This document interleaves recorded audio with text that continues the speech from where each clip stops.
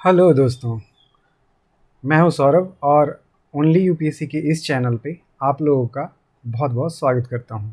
पिछले कुछ दिनों से करंट अफेयर्स की ये सीरीज आप लोगों को रेगुलरली प्रोवाइड की जा रही है इस चैनल पे शाम के 5 बजे। तो आप लोग इस चैनल को सब्सक्राइब कर लें, बेल नोटिफिकेशन को भी प्रेस कर दें ताकि जब भी ये क्लास लाइव हो आपको नोटिफिकेशन चली जाए।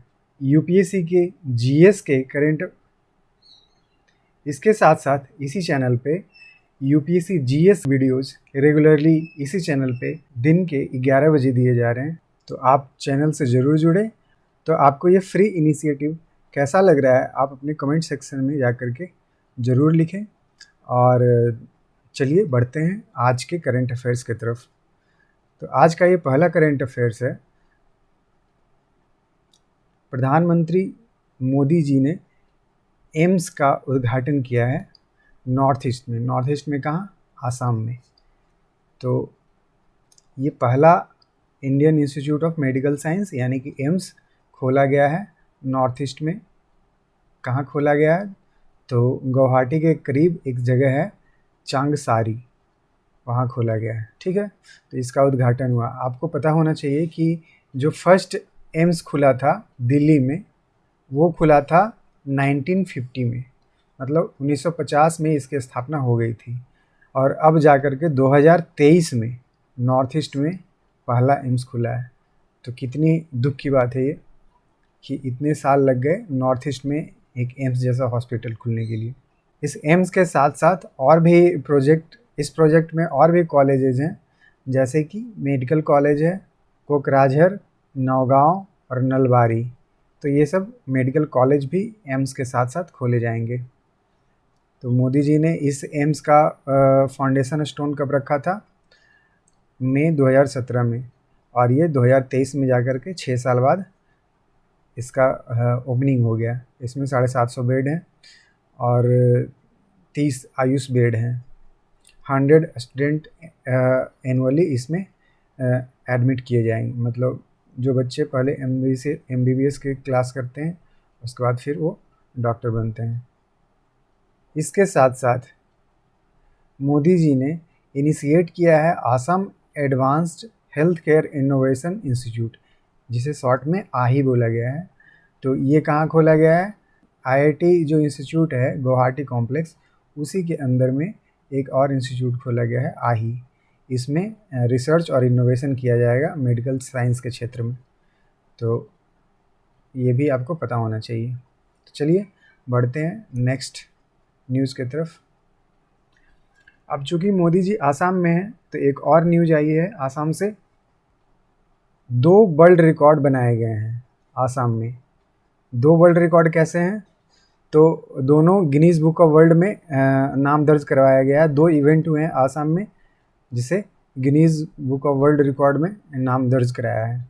कौन कौन सा ये रिकॉर्ड बना है? तो पहला रिकॉर्ड है कि लार्जेस्ट बिहू परफॉर्मेंस हुआ है, जो कि 11,298 परफॉर्मर ने एक ही साथ डांस किया है। खास करके विमेन डांसर उसमें ज़्यादा इन्वॉल्व थे। तो एक ये लार्जेस्ट बिहू परफॉर्मेंस हो गया, डांस परफॉर्मेंस। इसके साथ साथ जो सेकेंड रिकॉर्ड बना है वो सेकेंड रिकॉर्ड बना है largest dhol recital by 3000 drummers at the same venue. तो यहाँ जहाँ पे डांस हो रहा था वहीं पे 3000 ड्रमर ने ढोल बजा करके एक अलग ही दूसरा विश्व रिकॉर्ड बनाया। तो चलिए बढ़ते हैं अगले न्यूज़ की तरफ। हेल्थ मिनिस्ट्री के ऑफिशियल ने ये अनाउंस किया है कि ड्रोन से अब लाइफ सेविंग ड्रग्स चार धाम जो तीर्थ यात्रा है वहाँ प्रोवाइड करवाए जाएंगे इमरजेंसी के केस में।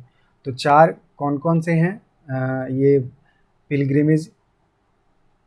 तो ये हैं केदारनाथ, बद्रीनाथ, गंगोत्री, यमुनोत्री। तो ये 4 धाम हैं। ये 4 धाम में अगर कोई इमरजेंसी होती है तो इमरजेंसी के केस में ड्रोन से ड्रग्स भी, दवा भी प्रोवाइड करवाया जाएगा। ऐसा अनाउंसमेंट किया गया है हमारे हेल्थ मिनिस्ट्री के द्वारा। आपको पता होना चाहिए कि ये जो जितने 4 धाम के जितने भी ये धाम आते हैं ये हिमालय के किस क्षेत्र में है? तो गढ़वाल हिमालय के क्षेत्र में ये चारों पिलग्रिमेज साइट आते हैं। ये लगभग 10,000 फीट की ऊंचाई पे हैं। तो जैसा कि बताया गया है इस न्यूज़ में कि 2022 में इस यात्रा में लगभग 120 डेथ हो चुका है मात्र 27 दिनों में। तो ये बहुत दुख की बात है, इसके लिए ये इमरजेंसी सेवा स्टार्ट की गई है। तो अगली न्यूज़ है निसार सैटेलाइट के बारे में। तो निसार सैटेलाइट जॉइंट प्रोजेक्ट है किसका? नासा का और इसरो का। तो नासा और इसरो ने मिल करके ये सैटेलाइट प्रोजेक्ट स्टार्ट किया था और इसमें बताया गया है कि ये जो सैटेलाइट है ये हेल्प करेगा मैपिंग करने में। किसका मैपिंग करेगा? तो अर्थक्वेक प्रोन जो एरिया है, जहां अर्थक्वेक आने की ज़्यादा संभावना रहती है हिमालय के जिस क्षेत्रों में, उसकी ये मैपिंग करेगा। जिससे कि इस मैपिंग से क्या फ़ायदा है? तो जोशीमठ का आपने न्यूज़ सुना होगा कुछ दिन पहले, जोशीमठ में एक भूस्खलन हो गया था, लैंडस्लाइड हो गया था, वहाँ की ज़मीन धंस गई थी। तो ऐसा जब भी कुछ घटना होने वाला हो तो उसकी जानकारी पहले से ही पता कर लिया जाए। कोई अर्थक्वेक आने वाला हो तो उसकी जानकारी हमें पहले से हो, इस तरह की इंफॉर्मेशन को प्रोवाइड कराने के लिए ये निसार प्रोजेक्ट का इस्तेमाल किया जाएगा।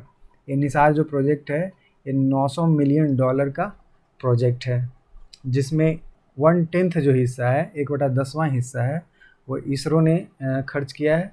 बाकी 9/10 हिस्सा है, यानी कि 90% निसार में इन्वेस्टमेंट नासा का है और इसरो का 10% कंट्रीब्यूशन है।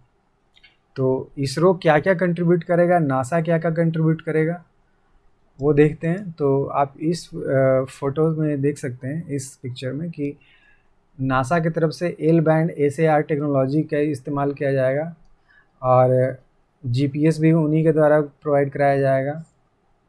एक high capacity solid state recorder भी यूज किया जाएगा उन्हीं के द्वारा। भारत इस प्रोजेक्ट में क्या क्या कंट्रीब्यूट कर रहा है? इसरो।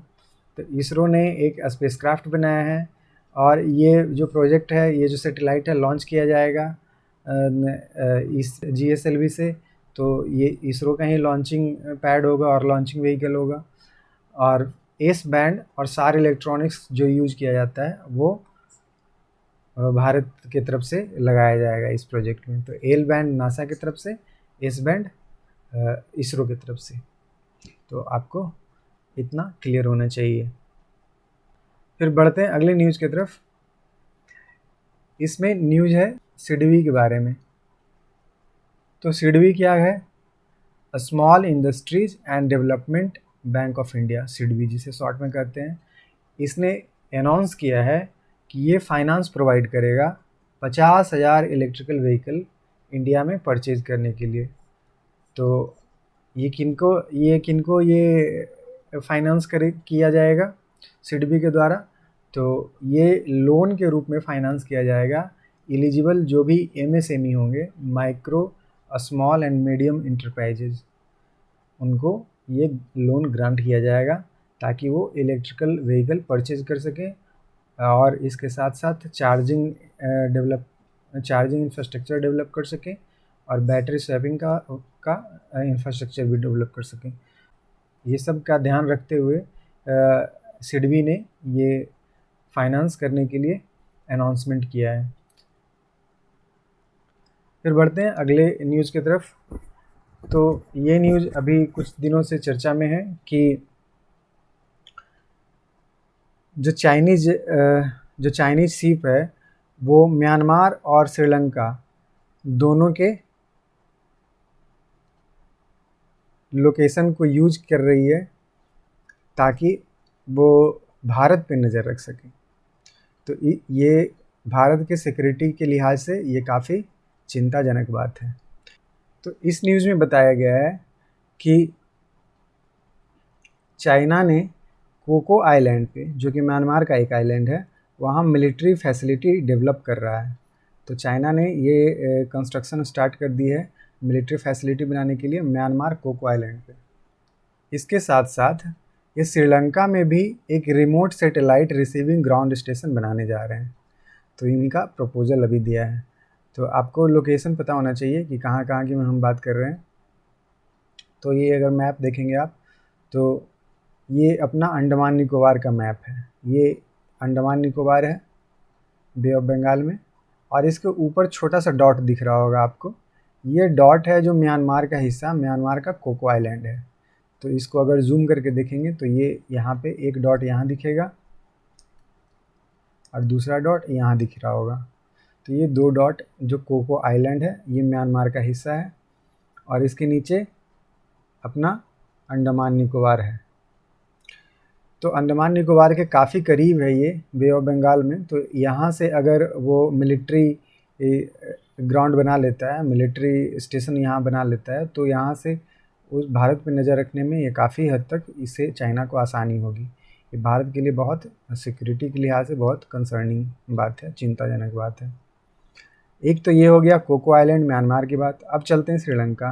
तो श्रीलंका में, श्रीलंका के उत्तरी भाग में करीब यहाँ पे एक इसका खाड़ी है जिसका नाम है डोंडरा बे। तो डोंडरा की खाड़ी है।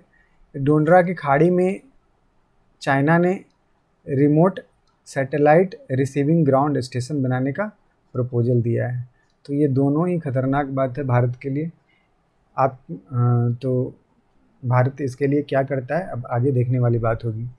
आपको पता है हम्बनटोटा पोर्ट 99 साल के लिए, 99 ईयर के लिए श्रीलंका से लीज पे ले लिया है चाइना ने। वहाँ उसने कुछ दिन पहले वांग व्यांग 5 एक चाइनीज़ रिसर्च इसका वेसल है, इस तरह का जहाज़ होता है ये, जिसमें रडार वगैरह सब लगा हुआ रहता है। तो इस रडार से वो भारत पे नज़र रखने की कोशिश कर रहा था। चाइना वाले ऐसे हरकत करते रहते हैं, इंडिया इससे निपटने का कुछ न कुछ रास्ता ज़रूर निकालेगा। तो चलिए बढ़ते हैं अगले न्यूज़ की तरफ। तो ये न्यूज़ आई है समलैंगिक विवाह से रिलेटेड, सेम सेक्स मैरिज का जो केस होता है उसके बारे में बहुत दिनों से पेंडिंग था केस सुप्रीम कोर्ट में। तो फाइनली अपने जो CJI हैं, चीफ जस्टिस ऑफ इंडिया हैं अपने चंद्रचूड़ सिंह, उनके अध्यक्षता में एक बेंच का गठन किया गया है, एक नया कॉन्स्टिट्यूशनल बेंच की गठन किया गया है। इस बेंच के मेंबर कौन कौन होंगे? तो ये सब मेंबर होंगे, इनके नाम याद रखने उतने इम्पॉर्टेंट नहीं है। जो हेड जो करते हैं उनके नाम आपको पता होना चाहिए कि DY चंद्रचूड़ उनके हेड होंगे। और ये जो बेंच होगा, ये जो बेंच बनाया गया है, इसकी हियरिंग 18 अप्रैल से यानी कि 2 दिन बाद स्टार्ट होने वाली है। तो इसमें डिस्कस किया जाएगा कि ये जो भारतीय सरकार की चिंता है कि सेम सेक्स को अगर अलाउ कर दिया जाए भारत में, तो उससे इंडियन सोशल जो इथॉस है, इंडियन सोशल कल्चर है, उस पर क्या इफ़ेक्ट, बुरा इफ़ेक्ट पड़ेगा, कैसा इफ़ेक्ट पड़ेगा। भारतीय सरकार की ये चिंता है, तो उस पर ये डिस्कशन होगा इस बेंच में। तो उसके बाद डिसाइड किया जाएगा कि इस कानून को मान्यता देनी है भारत में या नहीं देनी है। इसके साथ साथ ये भी एनालाइज किया जाएगा इसका साइकोलॉजिकल इम्पैक्ट क्या पड़ने वाला है बच्चों पे। तो इसका भी ध्यान रखा जाएगा, इस पे भी डिस्कशन होगा। और इस डिस्कशन के बाद ये डिसाइड किया जाएगा कि इस कानून को भारत में मान्यता दिया जाए या नहीं। तो ये बहुत ही इम्पॉर्टेंट कानून है, क्योंकि इस पे सोसाइटी का कल निर्भर करता है कि सोसाइटी कल किस रास्ते जाएगी, ये डिसाइड करेगा ये कानून। यूनियन टेक्सटाइल मिनिस्टर ने डिसाइड किया है लॉन्च करेंगे माई हैंडलूम माई प्राइड बोल करके एक कैंपेन। दूसरा कैंपेन है my sari my pride. 2 campaign union textile minister launch करने जा रहे हैं, my handloom my pride, my sari my pride. तो माई साड़ी माई प्राइड में क्या होगा, तो इसमें एग्जीबिशन लगाया जाएगा। इस एग्जीबिशन में सब लोग कंट्री के छोटे छोटे शहरों से और डिस्ट्रिक्ट से सभी लोग आएंगे और अपने साड़ी का प्रदर्शन करेंगे। कि ये जो कैंपेन है ये ऑर्गेनाइज करवाया जा रहा है national institute of finance technology Delhi के द्वारा। इसके साथ साथ ये जो माई हैंडलूम माई प्राइड कैंपेन है, इस कैंपेन को भी इसी तरह अरेंज किया गया है। इसमें हैंड वीवन साड़ीज़, जो हाथ से बुने हुए साड़ी हैं 120 तरह के, उनको शोकेस किया जाएगा। तो ये इस दृष्टि से काफ़ी महत्वपूर्ण हो जाता है। 2 कैंपेन आपको पता होना चाहिए इसके बारे में। मिनिस्ट्री ऑफ टेक्सटाइल ने एक प्लेटफॉर्म लॉन्च किया है, ई-कॉमर्स प्लेटफॉर्म, जिसमें ये जितने वीवर्स होंगे, बुनकर, और जितने आर्टिसन होंगे, इन सभी के जितने भी प्रोडक्ट बनाए जाएंगे, इन सभी के द्वारा जितने प्रोडक्ट बनाए जाएंगे, उनको एक मार्केट मिल सके। तो ई-कॉमर्स प्लेटफॉर्म जैसे कि अमेजन और फ्लिपकार्ट होता है, इसी तरह से गवर्नमेंट के द्वारा ये प्लेटफॉर्म, ई-कॉमर्स प्लेटफॉर्म बनाया जा रहा है। ठीक है, तो इसके बाद नेक्स्ट न्यूज़ है, ये है केदारनाथ में एक केव है, उस केव को बोला गया है रुद्रा मेडिटेशन केव। ये वही केव है जहाँ अपने प्राइम मिनिस्टर मोदी जी जब प्रधानमंत्री बने थे, तो लगातार 17 घंटे के लिए वहाँ जा कर के मेडिटेशन किया था इन्होंने। तो ये मेडिटेशन का पीएम के जाने के बाद ये जो केव है वे काफ़ी फेमस हो गया, और इसके लिए लोग अब वहाँ एज ए टूरिस्ट घूमने जाते हैं। तो इसलिए यहाँ का रेवेन्यू के लिए ये तो बहुत अच्छी बात है। 2022 में 64 लोगों ने यहाँ की बुकिंग की थी, ये बताया है सुदर्शन खत्री ने। सुदर्शन खत्री कौन है? तो गढ़वाल मंडल विकास निगम के ये रीजनल मैनेजर हैं, इन्होंने इसके बारे में बताया है। उत्तराखंड की गवर्नमेंट इस तरह के जितने भी ट्रैवल टूरिज्म के जितने भी सेक्टर हैं उसको प्रमोट करने की कोशिश कर रही है, ताकि यहाँ एक सस्टेन्ड ग्रोथ देखा जा सके, यहाँ के पिलग्रिमेज को, तीर्थ यात्रा को बढ़ावा मिले। फिर है आज का आखिरी न्यूज़ है, जिसमें जो जापान के प्राइम मिनिस्टर हैं फूमियो किशिदा, इन पे एक अटैक किया गया, उसके बारे में। तो ये जब एक पॉलिटिकल कैंपेन पे गए हुए थे, जिस तरह से आपको याद होगा पिछली बार शिंजो आबे, जो इनके पूर्व प्रधानमंत्री थे, शिंजो आबे, उनकी हत्या की गई थी। इसी तरह के एक पॉलिटिकल कैंपेन में वो गए हुए थे, और वहाँ उन पे एक इंसान ने गोली मार के उनकी हत्या कर दी। तो उसी तरह ये इन पे भी कोशिश किया गया अटैक करने की, लेकिन ये वहाँ से बच गए। ये जो फूमियो किशिदा जब विजिट कर रहे थे साइकाजाकी पोर्ट पे, तो वहीं पे इन पे अटैक किया गया, और अटैक इन पे एक स्मोक बॉम्ब से किया गया था, जो धुआं वाला बॉम्ब होता है उससे किया गया था। तो हालांकि इनको कोई क्षति नहीं हुई, लेकिन लोग शिंजो आबे के उस घटना को याद करते हुए काफ़ी चिंतित हो गए। तो ये था आज का करंट अफेयर्स। उम्मीद करता हूँ कि आपको इंटरेस्टिंग लगा होगा। तो इसी तरह आप पढ़ते रहिए, अपना ख्याल रखिए, और मिलते हैं अगले सेशन में। तब तक के लिए धन्यवाद।